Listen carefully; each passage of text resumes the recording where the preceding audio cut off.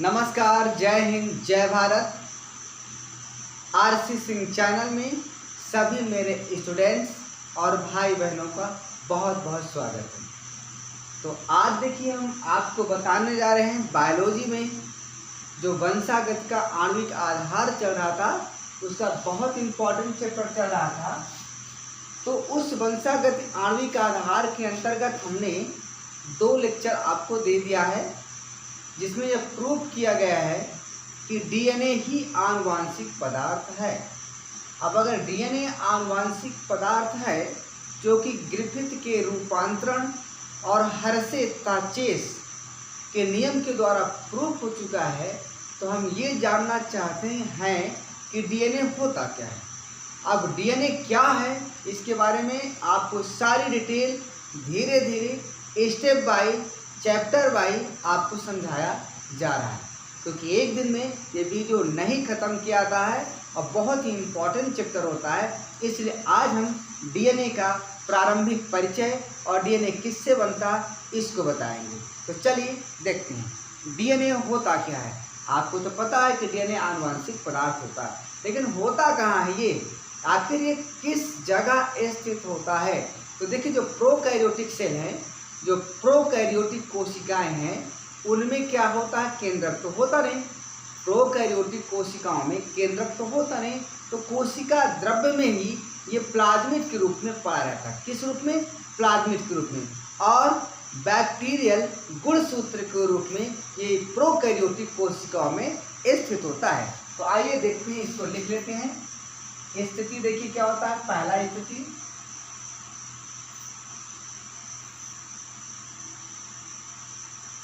स्थिति में पहला आपका है क्या, प्रोकैरियोटिक कोशिकाओं में। तो प्रोकैरियोटिक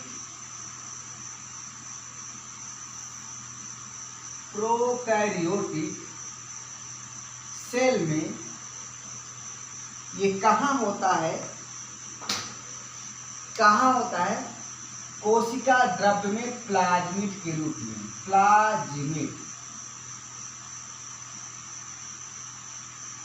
प्लाज्मिड के रूप में। और जो आपका बैक्टीरियल गुणसूत्र के रूप में प्रेजेंट होता है। किस रूप में? बैक्टीरियल गुणसूत्र के रूप में। तो इनको आप, बहुत इंपॉर्टेंट चीजें हैं, आप इनको मिस मत करिए। बैक्टीरियल गुणसूत्र के रूप में कोशिका द्रव्य में पाया जाता है। कोशिका द्रव्य में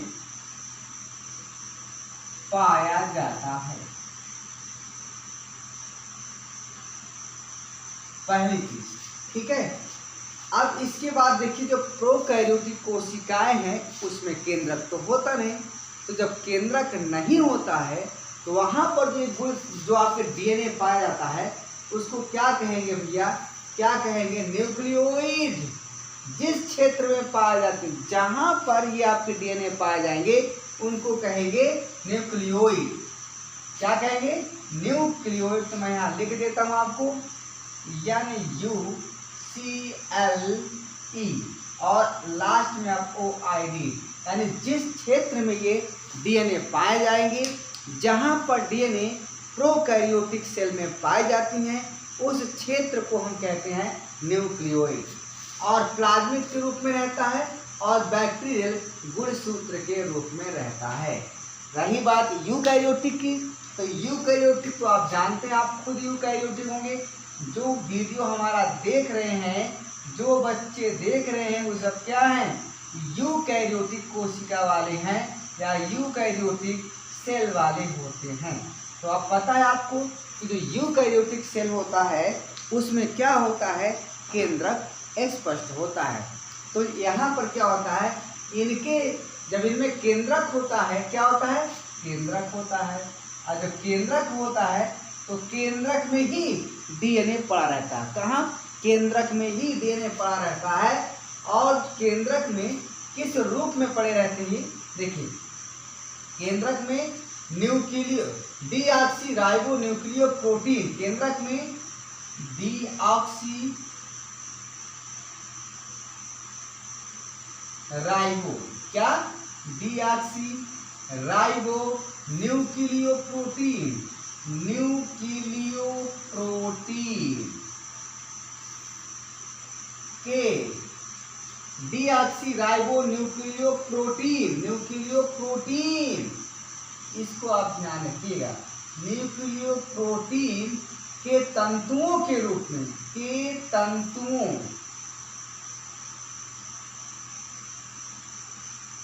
के जाल के रूप में होता है, जाल के रूप में पाया जाता है।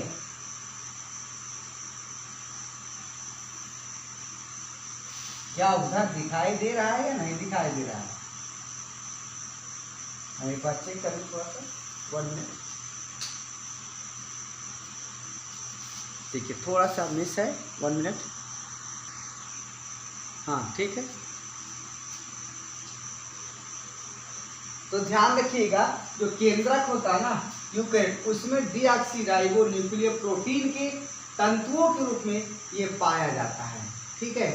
और जब ये तंतु संघनित होते हैं, जब ये तंतु आप लोग देखे होंगे ना, इस प्रकार का जो केंद्रक होता है, इस प्रकार के केंद्रक होते हैं, उसमें बहुत ढेर सारे इस प्रकार के रहते हैं, ये तंतु होते हैं, किसके होते हैं? डीऑक्सी राइबो न्यूक्लियो प्रोटीन के। और जब ये संघनित होते हैं तो संघनित होने के पश्चात इनसे गुणसूत्र बनता है। क्या बनता है? गुणसूत्र बनता है, जिसे न्यूक्लियर डीएनए कहते हैं। क्या कहते हैं? न्यूक्लियर डीएनए, न्यूक्लियर, न्यूक्लियर लिख लेंगे आप लोग या नहीं लिख पाएंगे? आधा क्या करना, न्यूक्लियर, न्यूक्लियर डीएनए कहा जाता है, ठीक है। जब ये संघनित होगा, जाल संघनित होगा, मोटा होगा, तो यहाँ पर आप गुणसूत्र बनते हैं, जिसको हम कहते हैं न्यूक्लियर डीएनए, अर्थात केंद्रक का डीएनए। इतना आपको क्लियर होना चाहिए।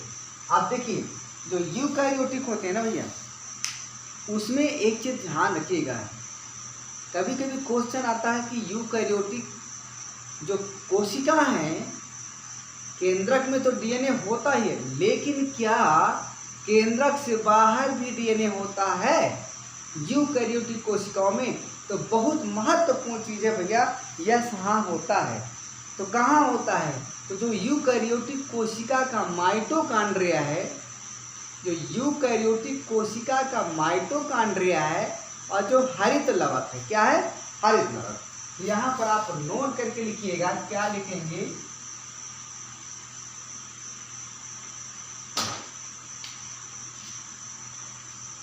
माइटोकॉन्ड्रिया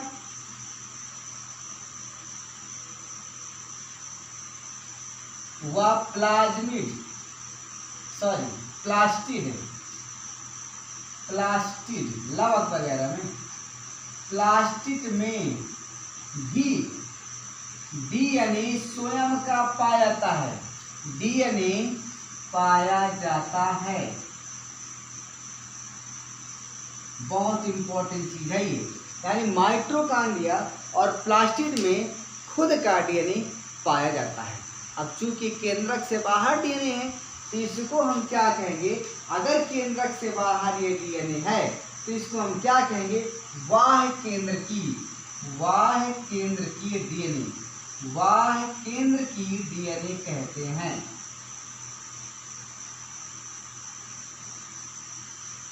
क्या कहते हैं? बाह्य केंद्र की डीएनए कहा जाता है, ठीक है। ये इसकी सिचुएशन हो गया। क्या हो गया? ये इसकी सिचुएशन हो गया है। अब देखिए, अब ये तो आपकी डीएनए के परिचय हो गया, और ये कहाँ पाया जाता है, प्रोकैरियोटिक और यूकैरियोटिक में आपको बता दिया गया। अब इसके बाद इसमें और भी बहुत महत्वपूर्ण चीज़ें हैं, जैसे हम डीएनए की आकृति के बारे में कहें, तो डीएनए की जो आकृति होती है भैया, जो इसकी आकृति होती है, वो दो प्रकार की होती है। एक होती है आपकी क्या, रेखीय डीएनए, और दूसरा होता है वृत्ताकार डीएनए। क्या होती है? वृत्ताकार डीएनए। ये महत्वपूर्ण चीज है कि जो इसकी आकृति है वो किस प्रकार की होती है। तो डीएनए की आकृति दो प्रकार की होती है, एक वृत्ताकार डीएनए होता है, जो गोल गोल होता है उसको वृत्ताकार डीएनए कहते हैं। जो सिंगल एक धागे के रूप में लंबा सा होता है उसको रेखीय डीएनए कहा जाता है। अब आखिर रेखीय डीएनए किसमें पाया जाता है, वृत्ताकार डीएनए किसमें पाया जाता है, तो ध्यान रखिएगा जो आपका रेखीय डीएनए है ये सभी यूकैरियोटिक कोशिकाओं के केंद्रक में, सभी यूकैरियोटिक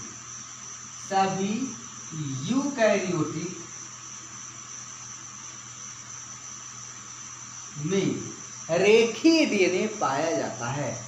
जितना भी यूकैरियोटिक सेल है और उस सेल का जो केंद्रक होता है, उस केंद्रक में जो डीएनए पाया जाएगा उसकी आकृति क्या होती है, रेखीय होती है। ठीक है। और वृत्ताकार डीएनए कहाँ पे आता है, तो भैया वृत्ताकार डीएनए आपका माइटोकॉन्ड्रिया में पाया जाता है। किसमें, माइटोकॉन्ड्रिया में किसमें पाया जाता है, और साथ में प्लास्टिड में भी पाया जाता है। प्लास्टिड में आपका वृत्ताकार डीएनए पाया जाता है। और एक आपका और है जो वायरस, रिट्रोवायरस, क्या है, रिट्रोवायरस में भी आपका वृत्ताकार डीएनए पाया जाता है। इसमें पहले आरएनए होता है, बाद में कन्वर्ट हो जाता है डीएनए में और वृत्ताकार रूप धारण कर लेता है। तो ये इसकी आकृति हो गई किसकी, डीएनए की। सभी यूकैरियोटिक कोशिकाओं का जो केंद्रक है उसमें आपका डीएनए क्या होता है, लीनियर होता है, रेखीय होता है। और माइटोकॉन्ड्रिया तथा प्लास्टिड, रिट्रोवायरस, इनमें जो आपका डीएनए होता है वो क्या होता है, वृत्ताकार होता है। ठीक, इतना आपको क्लियर हो गया। अब देखिए इसके अलावा आप कह सकते हैं कि जो आप यूकैरियोटिक कोशिका, जैसे मानव की बात है तो मानव की कोशिका में केंद्रक होगा और माइटोकॉन्ड्रिया भी होगी। तो माइटोकॉन्ड्रिया वृत्ताकार हो गया, ठीक है, और केंद्रक में क्या हो गया, रेखीय हो गया। तो आप कह सकते हैं यहाँ पर एक आपको नोट इम्पॉर्टेंट फार्मूला बनकर आ रहा है, परिभाषा या एक इम्पॉर्टेंट बात निकल कर आ रही है कि यूकैरियोटिक में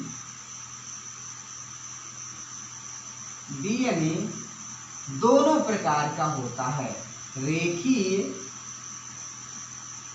प्लस वृत्ताकार डीएनए होता है। इसको नोट कर लीजिए भैया इतना, फिर आगे चलते हैं।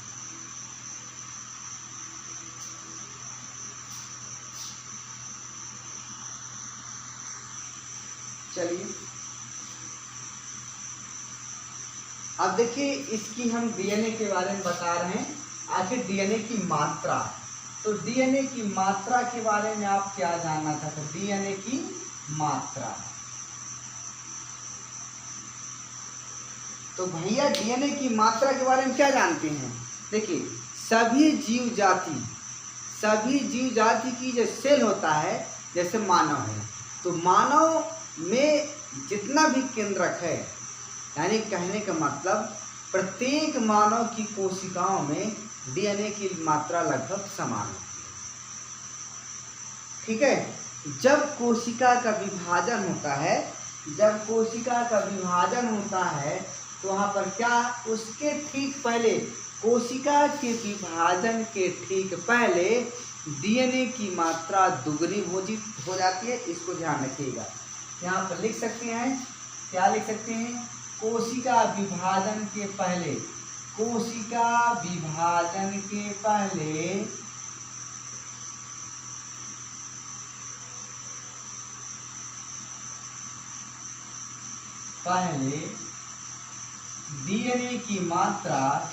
डीएनए की मात्रा दुगनी हो जाती है,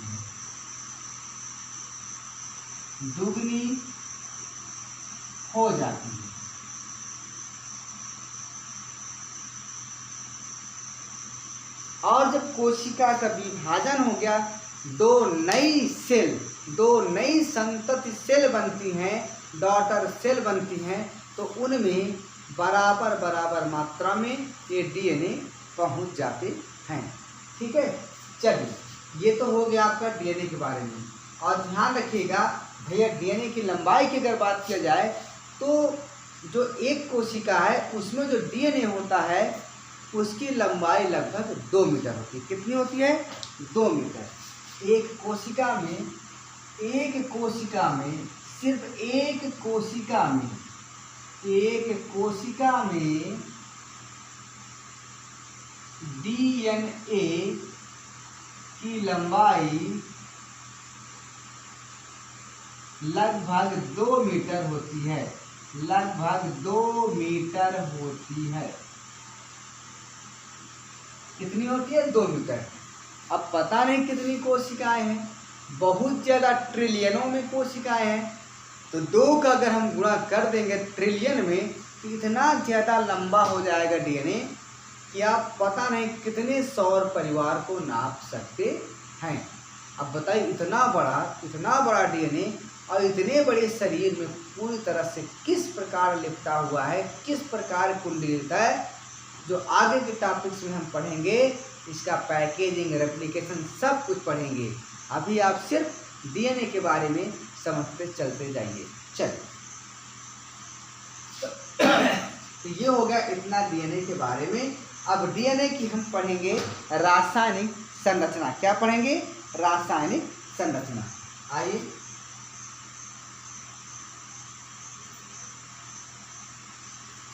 आइए देखते हैं डीएनए की रासायनिक संरचना। डीएनए की रासायनिक संरचना।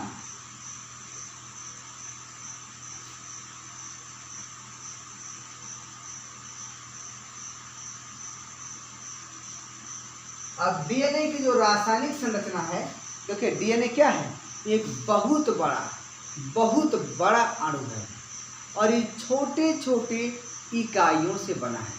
छोटे छोटे इकाइयों से बना है जिसको हम कहते हैं न्यूक्लियोटाइड। कई न्यूक्लियोटाइड मिल मिल करके पॉलीन्यूक्लियोटाइड का निर्माण करती हैं। ठीक है, और पॉलीन्यूक्लियोटाइड क्या बना डालता है? एक डीएनए का स्ट्रक्चर बना डालता है। तो हम एक न्यूक्लियोटाइड की बात करने जा रहे हैं कि एक न्यूक्लियोटाइड में क्या क्या बना हुआ है। तो देखिए भैया, एक न्यूक्लियोटाइड, आइए ध्यान दीजिएगा। ठीक है, डीएनए कई न्यूक्लियोटाइड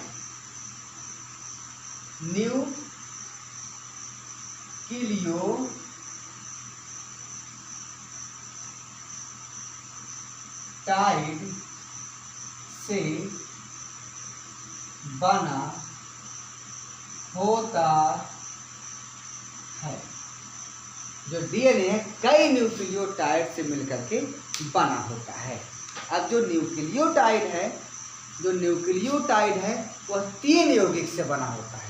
एक न्यूक्लियोटाइड की बात हम कर रहे हैं। ठीक है, चलिए अब जो न्यूक्लियोटाइड है भैया, ये जो न्यूक्लियोटाइड है आपका, ये 3 यौगिक से बना होता है। पहला यौगिक क्या है भैया? पहला यौगिक है आपका, क्या है? नाइट्रोजनी क्षारक। क्या है? नाइट्रोजनीन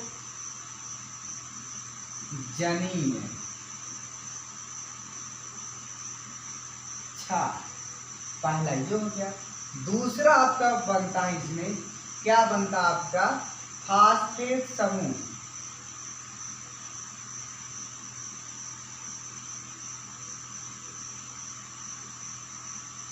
और तीसरा आपका बनता है शर्करा। यानी जो आपका एक न्यूक्लियोटाइड का अणु है, वो 3 यौगिक से मिलकर बना होता है। नाइट्रोजनी क्षार, फास्फेट समूह और शर्करा।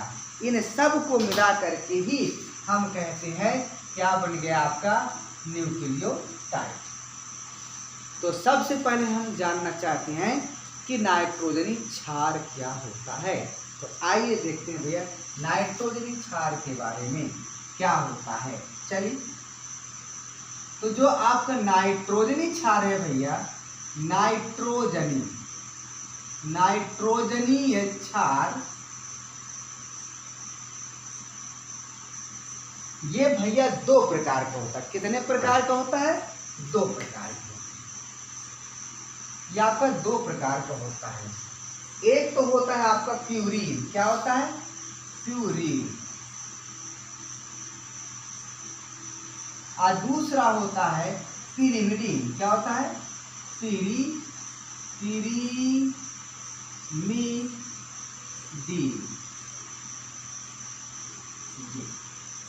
ये जो आपका नाइट्रोजनी क्षार है ये दो प्रकार का होता है। क्या होता है? एक प्यूरीन और एक पिरिमिडीन। क्लियर? हम इसको ऐसे भी लिख सकते हैं। काहे दिक्कत हो रहा आपको? दिक्कत होना ही नहीं चाहिए। एक हम ऐसे ऑर्डर कर दें, एक हम ऐसे ऑर्डर कर दें। ठीक है। अब पिरिमिडीन के अंतर्गत क्या क्या आता है? एजी प्योर है। याद आया? चलिए, इसके अंतर्गत दो चीज आती हैं, एडेनिन और ग्वानिन। क्या क्या आते हैं? एडेनिन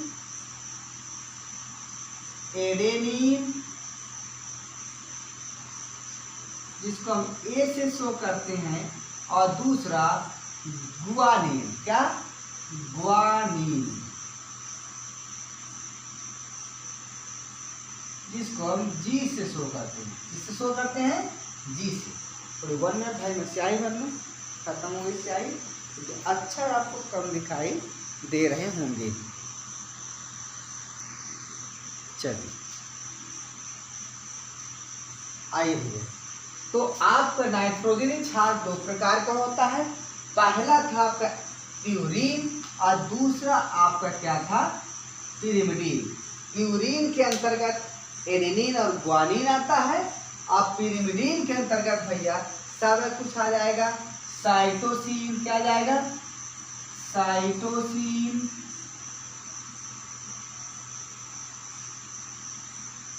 और क्या आ जाएगा? थाइमीन आ जाएगा। साइटोसिन को हम जी से शो करते, सी से शो करते हैं। और क्या आ जाएगा? थाइमीन आ जाएगा। थायमीन, जिसको हम शो करेंगे टी से। और एक और बता जिसको हम कहते हैं यूरेसिल। क्या कहते हैं? यूरेसिल, जिसको हम कहते हैं यू से शो करते हैं, यू से। ठीक है। तो ये पिरिमिडीन के अंतर्गत आता है। तो एक ट्रिक है, इसको अगर अच्छा लगे तो याद कर लीजिएगा। कैसे? एजी प्योर है। क्या है?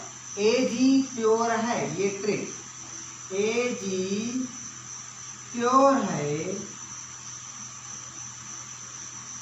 बाकी सभी पिरिमिडीन है। क्या है? पिरिमिडीन है। एजी प्योर है, बाकी सब पिरिमिडीन है। तो ये रहा नाइट्रोजनी क्षार के बारे में। अब देखिए इनकी पहचान कैसे करेंगे। तो जो आपका प्यूरीन है भैया ना, प्यूरीन क्या होता है, पिरिमिडीन क्या होता है।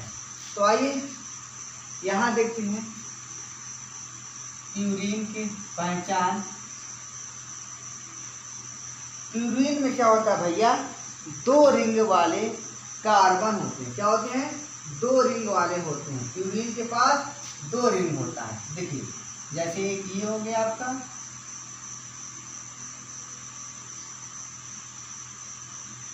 और एक ये हो गया। दो रिंग देखो बन गए, ये दो रिंग हो गए। ठीक है। और यहाँ पर बीच बीच में क्या हर जगह कार्बन लगे हैं। यहाँ यहाँ यहाँ हर जगह कार्बन लगे हुए हैं। Carbon carbon carbon carbon carbon carbon carbon carbon carbon, यानी जो प्यूरीन होते हैं उसमें दो रिंग होते हैं और हर जगह कार्बन लगा रहता है। लेकिन ध्यान रखिए यहाँ पर ये क्या है, बायोलॉजी है। यहाँ पर क्या है, ये बायोलॉजी है, तो थोड़ा सा दिमाग को आपका उलझेगा ही। तो आइए क्या है फिर से देखिए।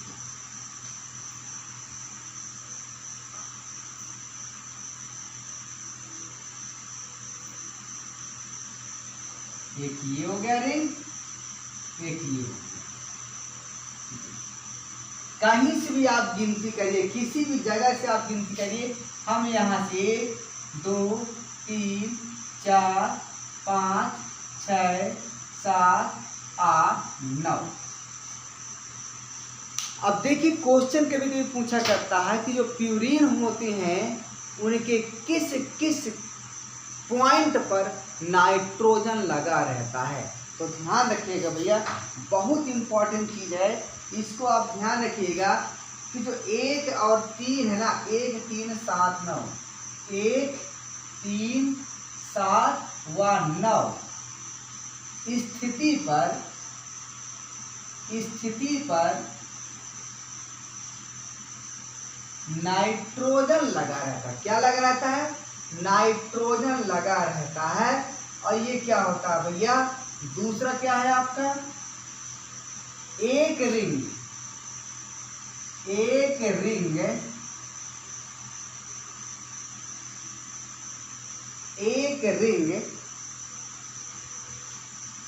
छह कार्बन वाला होता है। क्या लगाता है? एक रिंग 6 कार्बन वाला,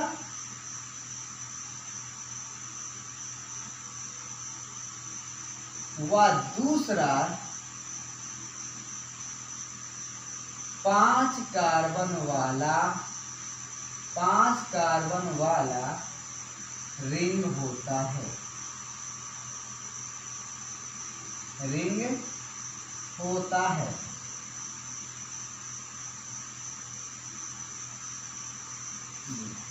ठीक है। और यहाँ पर 1 3 7 व 9 पर, यानी यहाँ 1 3 7 और 9 पर आपका नाइट्रोजनस बेस लग जाएगा, क्षार लग जाता है। क्लियर हो गया? क्षार तो है ही है, नाइट्रोजन लगा है। अब यहाँ देखिए, यहाँ पर दूसरी बात आ गई आपकी किसकी, पिरिमिडीन की। तो क्या इधर दिखाई दे रहा, मैं एक बार चेक कर लूँ उसके बाद देखिए। हाँ, थोड़ी सी जगह है इसमें बनाए दे रहे हैं। अब देखिए जो आपका पिरिमिडीन है, यहाँ पर देखिए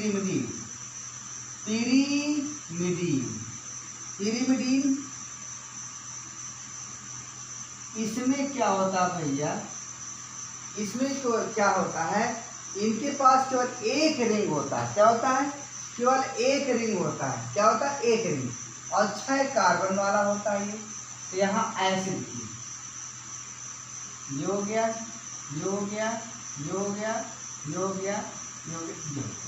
ये एक रिंग हो गया और 6 कार्बन वाला हो गया। कहीं से आप काउंटिंग कर दो, 1 2 3 4 5 6, ये हो गया। अब यहाँ क्वेश्चन पूछा करता है कि नाइट्रोजन कहाँ पर लगता है। तो ध्यान रखिएगा, जो स्थिति आपकी क्या है, यहाँ पर 1 3 7 9 था, तो स्थिति 1 व 3 पर नाइट्रोजन लगा होता है। क्या होता है? नाइट्रोजन लगा होता है। ये चीज रहा भैया आपको क्या हो गया, पिरिमिडीन और प्यूरिन के बारे में। ठीक है। तो जो प्यूरिन होता है उसमें 2 रिंग वाला होता है। एक रिंग क्या होता है 6 कार्बन वाला, और दूसरा रिंग क्या होता है 5 कार्बन वाला।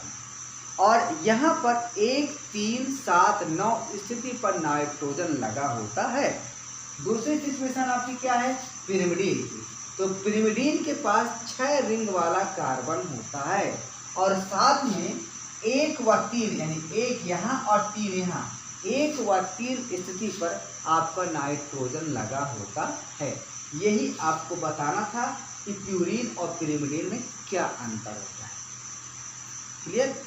अब इसके बाद देखिए, ध्यान रखिएगा कि जो आरएनए और डीएनए हैं, 5 प्रकार के क्षार तो हैं, लेकिन आरएनए डीएनए में केवल 4 प्रकार के आपको क्षार मिलते हैं, होते हैं 5 प्रकार के, लेकिन आरएनए और डीएनए में केवल 4 प्रकार के ही डीएनए पाए जाते हैं।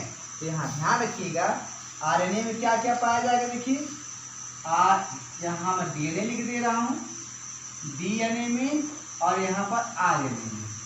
तो ध्यान रखिएगा, जो डीएनए है उसमें आपको पाया जाएगा, क्या पाया जाएगा, एडेनोसिन, ग्वानिन, साइटोसिन और थाइमिन, इतना आपका पाया जाएगा क्या, डीएनए में।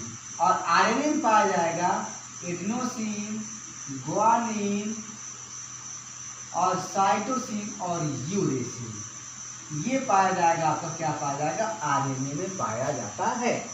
क्लियर है। तो अंतर क्या है, डीएनए में थाइमिन होता है और आरएनए में थाइमिन की जगह क्या होता है, आपका यूरेसिल होता है। स्क्रीनशॉट ले लीजिए। इसके बाद हम आपको बताते हैं, नाइट्रोजनी क्षार हो चुका है, अब हम आपको बताएंगे इसके बाद शर्करा बताएंगे। क्लियर। तो आप स्क्रीनशॉट ले लीजिए।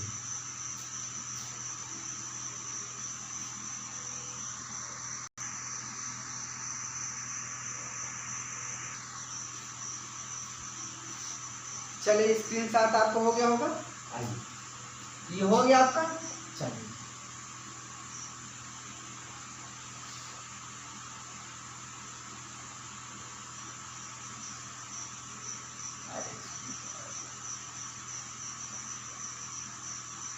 कितना यार मिट क्यों नहीं रहा, इतना ही गद्दा हो गया क्या। आइए अब देखते हैं शर्करा के बारे में। किसके बारे में, शर्करा के बारे में।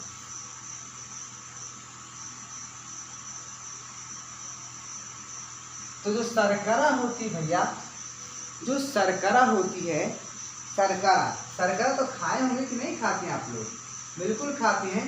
5 कार्बन वाली बंद एक श्रृंखला होती है, 5 कार्बन वाली बंद श्रृंखला होती है। और शर्करा 2 प्रकार की होती है, एक डीऑक्सीराइबोस शर्करा और दूसरा राइबोस शर्करा। तो आइए देखते हैं, दोनों में अंतर देख लेते हैं, क्या अंतर है आखिर। यहाँ देखिए,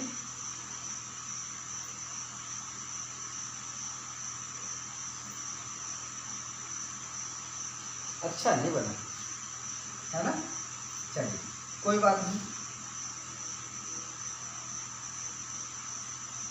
बन जाएगा। बनाना क्या, एक ये हो गया, एक और साथ साथ दोनों बनाते ना, तभी तो मजा आगे समझाने में।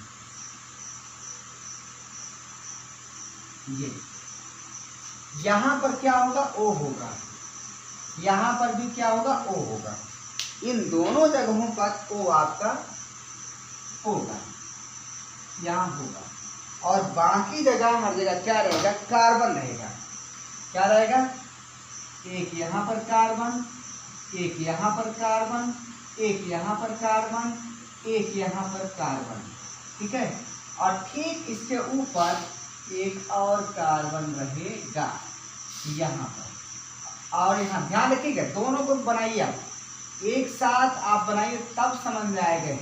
यहाँ पर कार्बन, यहाँ पर कार्बन, यहाँ पर कार्बन और यहाँ पर कार्बन, और ठीक इसके ऊपर एक और बना दो, यहाँ पर कर दो C, यहाँ पर करो CH2OH, यहाँ पर भी करो आप CH2OH। क्लियर, इतना आपको करना है। अब इसके बाद आप क्या करेंगे भैया, इसके बाद आप क्या करेंगे, यहाँ आप H करिए, यहाँ भी आप H करिए। क्लियर। और इसके बाद यहाँ आप H करिए। क्लियर हो गया।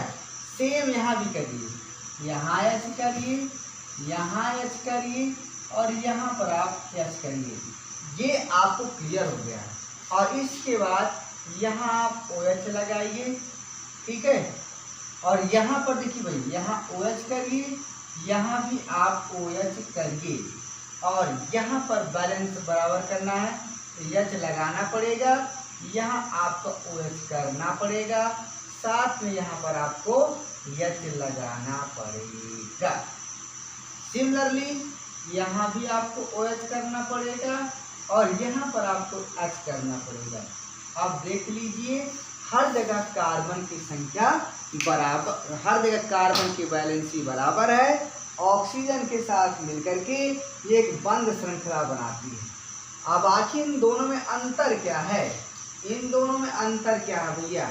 अगर कार्बन यहाँ 1 है, यहाँ 2 है, यहाँ पर क्या है 2 है, यहाँ पर क्या है 3, यहाँ पर क्या है 4, यहाँ पर क्या है 5, यहाँ भी देखिए 1 2 3 4 5। तो जो दूसरी स्थिति वाला है, जो दूसरी स्थिति वाला है भैया, ठीक है ना, कार्बन, उस कार्बन में देखिए यहाँ पर आपका क्या है OH है, ये राइबोज है। क्या है? राइबोज, राइबोज शर्करा।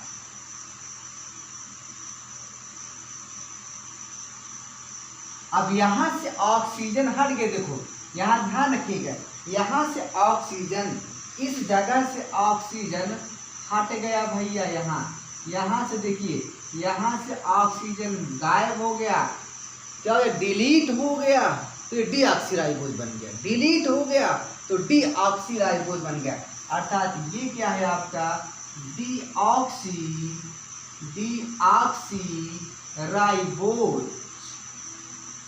डीऑक्सीराइबोज शर्करा या राइबोज शर्करा जो आप कह सकते हो गया भैया।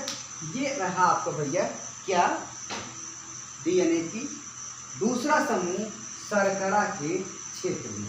तीसरा आप देखिए, ये दूसरा हो गया। तीसरा आपको जो न्यूक्लियोटाइड का घटक है वो है फास्फेट समूह। क्या है? फास्फेट समूह, फास्फेट समूह। ये तो फास्फेट समूह क्या होता है भैया? फास्फोरिक अम्ल होता है। क्या होता है?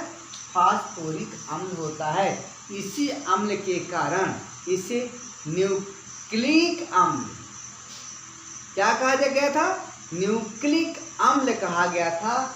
और वो है फास्फोरिक अम्ल का फार्मूला। जरा फास्फोरिक अम्ल का फार्मूला देखिए, H3PO4, इसको कहते हैं फास्फोरिक, इसको कहते हैं फास्फोरिक अम्ल। क्या कहते हैं? फास्फोरिक अम्ल। अगर आप इसका स्ट्रक्चर बनाना चाहते हैं फास्फोरिक अम्ल का, तो देखिए क्या बनेगा। यहाँ P कर दीजिए, यहाँ पर OH करिए, यहाँ पर OH करिए, यहाँ पर OH करिए।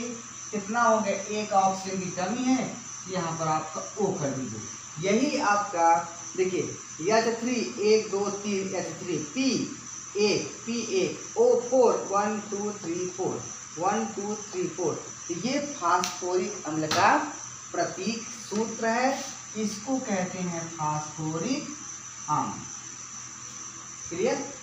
तो ये 3 घटक से आपका एक न्यूक्लियोटाइड अणु बनता है। अर्थात यहाँ लिख सकते हैं आप, क्या लिख सकते हैं? क्या लिख सकते हैं भैया?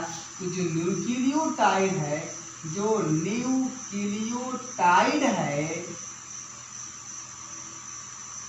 इसमें 3 घटक होते हैं भैया। नंबर 1 आपको हो गया, क्या हो गया? नाइट्रोजनी क्षार, नाइट्रोजनी क्षार। क्या हो गया? नाइट्रोजनी क्षार। क्या होगा? दिखाई दे रहा है? पता नहीं दिखाई देता कि नहीं, हम इधर लिख के दे रहे हैं, ठीक है, परेशान मत हो। न्यूक्लियोटाइड, न्यूक्लियोटाइड बराबर क्या हो जाएगा? नाइट्रोजनी, नाइट्रोजनी क्षार प्लस शर्करा प्लस फास्फेट समूह। ये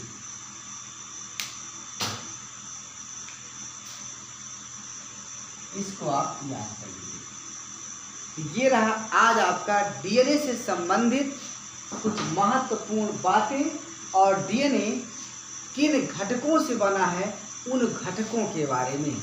तो कल इसके आगे हम चलेंगे ये आज पहला पार्ट है।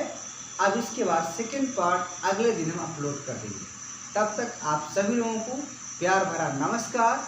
जय हिंद, जय भारत।